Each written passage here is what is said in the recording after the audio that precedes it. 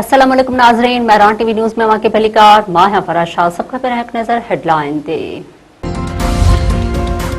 लबनान के हथियारबंद फौज के कमांडर इन चीफ के फील्ड मार्शल सैयद आसिम मुनीर से मुलाकात, गडियल दिलचस्पी के मामलन, इलाकाई सिक्योरिटी सूरत हाल और दिफाई ताउन ते गाल बोल। ISPR मूजिब मुलाकात में पाकिस्तान और लबनान की फौज विच में ताउन वधाइण ते इतफाक़ कयो वियो। लबनानी कमांडर इन चीफ ख़िते में अमन लाइ पाकिस्तान के किरदार के साराहियो।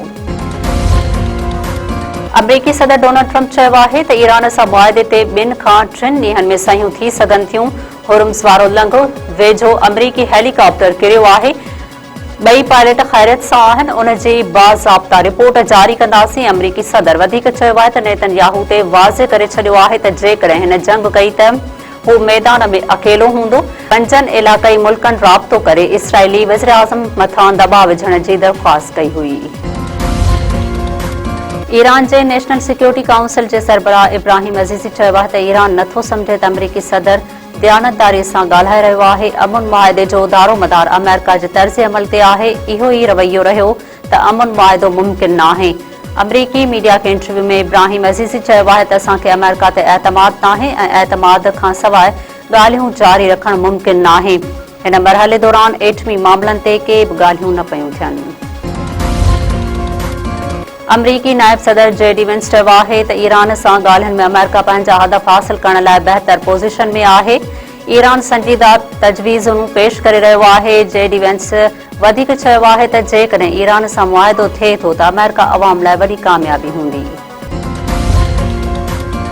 कंदरपुर पुलिस पारां बदनाम धाड़ियल मलकज़ार उर्फ मलो बहलकाणीअ खे मुक़ाबले में मारण जी दावा गोज़पुर भरिसां गुंजी इतला ते ऑपरेशन दौरान पुलिस ऐं ॾोहारियुनि विच में फायरिंग जी ॾे-वठि। पुलिस तर्जुमान जो चवणु आहे त मुक़ाबले में बदनाम धाड़ियल मलकज़ार उर्फ मलो बहलकाणी मारिजी वियो। धाड़ियल जो लाश हथ करे संदसि कब्ज़े मां हिकु कलाशनकोफ हथ कई वई।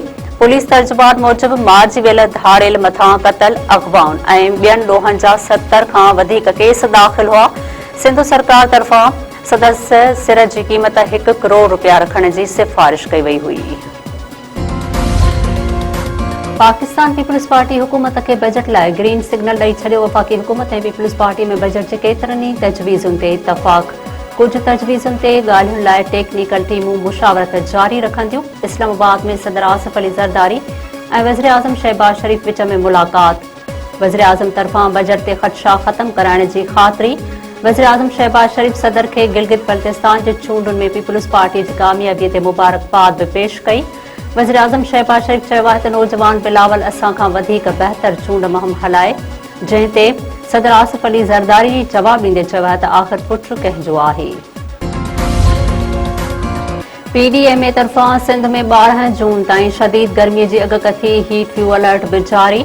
मामूल जी गर्मी पद खां 4 खां 6 सेंटीग्रेड डिग्री वधीक रहण जो इम्कान। कराची डिवीज़न में 9 खां 12 जून दौरान गर्मी पद 39 खां 42 डिग्री सेंटीग्रेड ताईं पहुचण जो इम्कान ज़ाहिर। PDMA मुताबिक़ सखर, शिकारपुर, लाड़काणे ऐं जेकबाबाद समेत केतिरनि ई ज़िलनि में गर्मी पद 48 खां 51 सेंटीग्रेड ताईं पहुची सघे थो। हैदराबाद, बदीन, थरपारकर ऐं ॼामशोर में गर्मी पद 42 खां 45 डिग्री सेंटीग्रेड ताईं पहुचण जो इम्कान।